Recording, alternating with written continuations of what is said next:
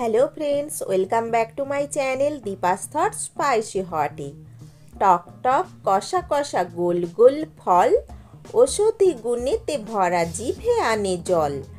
আন্দাজে বলো দেখি ফলখানা কি, তোমার আমার সকলের প্রিয় আমলকি। তো বন্ধুগণ, আশা করি বুঝতেই পেরেছেন আজকে কি রেসিপি নিয়ে এসেছি। হ্যাঁ, আজকে আমলকির রেসিপি।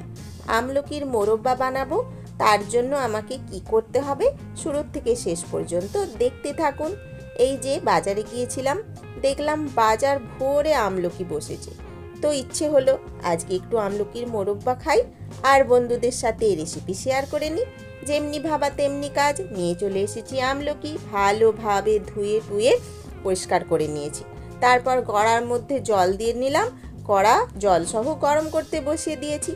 তারপরে ওই ধুয়ে রাখা আমলকিগুলো একটি ঝাঁঝরি প্লেটের মধ্যে নিয়েছি, নিয়ে ভেপারে সেদ্ধ করতে বসিয়ে দিয়েছি। ঢাকনা চাপা দিয়ে সেদ্ধ করে নিয়েছি।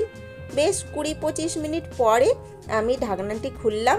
দেখুন কালার চেঞ্জ হয়ে গিয়েছে, সবুজ সবুজ আমলকি কীরকম হলদে ভাব হয়ে গিয়েছে, বোঝাই যাচ্ছে সেদ্ধ হয়েছে। আর একটা উপায় রয়েছে বোঝার সেদ্ধ কতটা হয়েছে। আমলকিগুলো ফাটা ফাটা দাগ পড়েছে।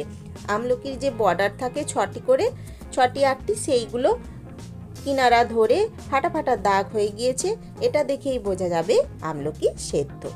তো ভালোভাবে জলটা ঝারিয়ে নেবার জন্য আর ঠান্ডা করে নেওয়ার জন্য আমি একটা ছাঁকনির মধ্যে ঢেলে নিয়েছিলাম। এবার দেখুন ঠান্ডা হয়ে যাওয়ার পর বীজগুলো ছাড়াবো।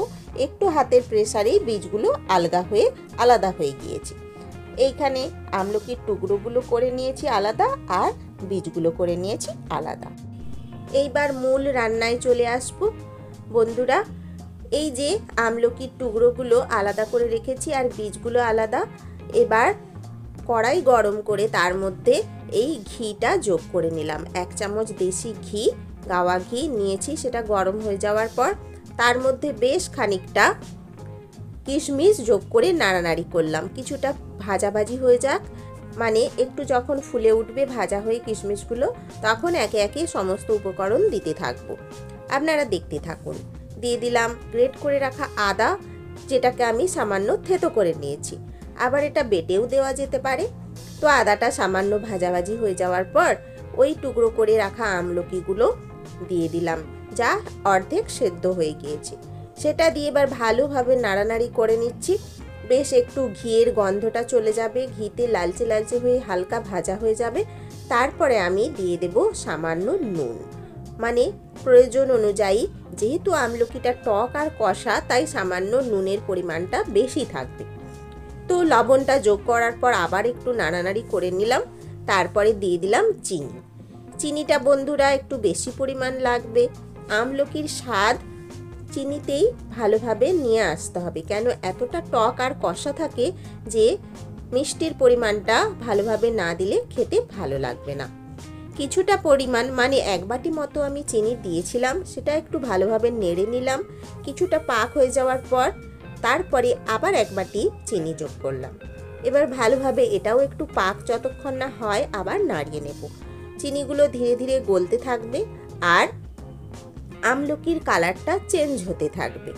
আর যেইটুকু সেদ্ধ হতে বাকি রয়েছে এই চিনির রসের মধ্যেই সেটা পাক হয়ে যাবে। আজকের মোরব্বা, তাতে একটু জল দেব না বন্ধুরা। মোরব্বা বলুন, যে কোনো আচার বলুন, জল না দিলেই সেটা বেশি দিন টেকসই হয়, মানে ভালো থাকে। তো এই চিনির রসের মধ্যে বেশ কিছুটা সময় ঢাকনা চাপা দিয়ে আমি বাকি রান্নাটাও সেদ্ধ করে নিয়েছি। মানে আমলকিগুলো ভালোভাবে যতক্ষণ না বেশ নরম নরম হচ্ছে, ততক্ষণ এই রসের মধ্যেই ফোটাতে থাকবো। ধীরে ধীরে রসের মধ্যে ফুটতে ফুটতে আমলকিগুলো পাক হবে আর রসের কালারটা চেঞ্জ হবে। বন্ধুগণ, আজকের রেসিপিটি যদি আপনাদের ভালো লেগে থাকে, প্লিজ লাইক, শেয়ার, কমেন্টস করে দেবেন আর সাবস্ক্রাইব করে বেল নোটিফিকেশনটা লাগিয়ে নেবেন অল অপশানে ক্লিক করে।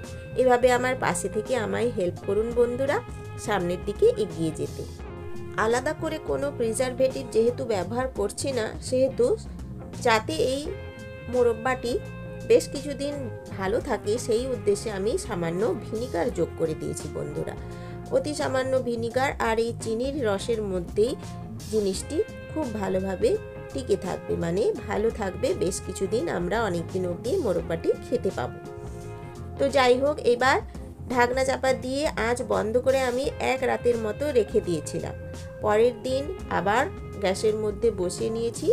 যতটা টক জল বেরিয়ে পড়েছে এই আমলকির গাছ থেকে, এবার সম্পূর্ণ রান্নাটি আজকে শেষ হবে।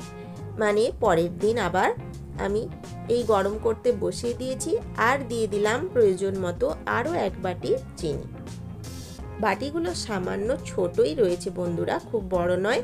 তো আমলকির পরিমাণ অনুযায়ী আপনারা চিনির ব্যবহার করবেন। ইচ্ছে হলে আপনারা গুঁড়ো দিতে পারেন। তো কথা বলতে বলতে দেখুন আমলকিটি ধীরে ধীরে পাক হয়ে গিয়েছে আর চিনির রসের কালারটাও খুব বদলে গিয়েছে, সুন্দর একটা কালার এসেছে, ডিপ সোনালি রং। দেখুন এইবার আমি শেষের পথে রান্নাটি চলে এসেছে, শেষ মুহূর্তে যোগ করে দিলাম আরও একটু আদা। এই আদাটি শেষের দিকে দিলাম ভালোভাবে, যাতে এটা কাঁচা কাঁচা একটা গন্ধ থাকে, যেটা সুন্দর খেতে স্বাদ হবে, গন্ধটাও উঠবে আর খুব ভালো হয় সর্দি কাশি এইসবের জন্য উপকার। তো আমি শুধু আদা নয়, দিয়ে দিয়েছি একটুখানি গুঁড়ো এলাচ, সেটা ক্রাশ করে হালকা থেতো গুঁড়ো করে যেমন ইচ্ছে দেওয়া যেতে পারে। তো তারপর একটু যখন চিটচিট ভাব এসেছে সেইটা বুঝে নিয়ে আমি আবার গ্যাসটি বন্ধ করে ঢাকনা চাপা দিয়ে রেখে দিলাম যতক্ষণ না ঠান্ডা হয়। যখন ঠান্ডা হয়ে যাবে সবশেষে এই একটি কাচের জারের মধ্যে আমি মোরব্বাটি ভরে নেব। ভালোভাবে ঢাকনা চাপা দিয়ে রেখে দেব আর মাঝে মধ্যে একটু রোদে দেব। বন্ধুরা এতদিন তো থাকবে না আশা করি, কারণ এইভাবে মোরব্বা রান্না করলে এত টেস্টফুল হয়, তো ঘুরতে ফিরতে মনে হয় যেন খেয়ে নিই একটু করে। ভাতের শেষে এইভাবে শেষ পাতে যখন আমরা এই আচারটি খাবো, মোরব্বাটি খাবো, আমাদের মনটা খুব শান্তিতে ভরে যাবে। শীতের সময় বাজারে এইভাবে আমলকি প্রকৃতির দান, অনেক ভিটামিন সিতে ভরপুর, অনেক উপকারী গুণ রয়েছে। এই সময় আমরা এই আমলকি খেলে শরীরের দিক থেকে সুস্থ থাকব। সেই জন্য যতটা সম্ভব আপনারা আমলকির বিভিন্ন পদ রান্না করে খাবেন। আজকের মতো এই রান্নাটি করে আপনারা খেয়ে দেখবেন, আশা করি খুবই ভালো লাগবে। তো বন্ধুগণ আজকের মতো রেসিপি শেষ, আবার আসবো অন্য এক ভিডিও নিয়ে। Thank you.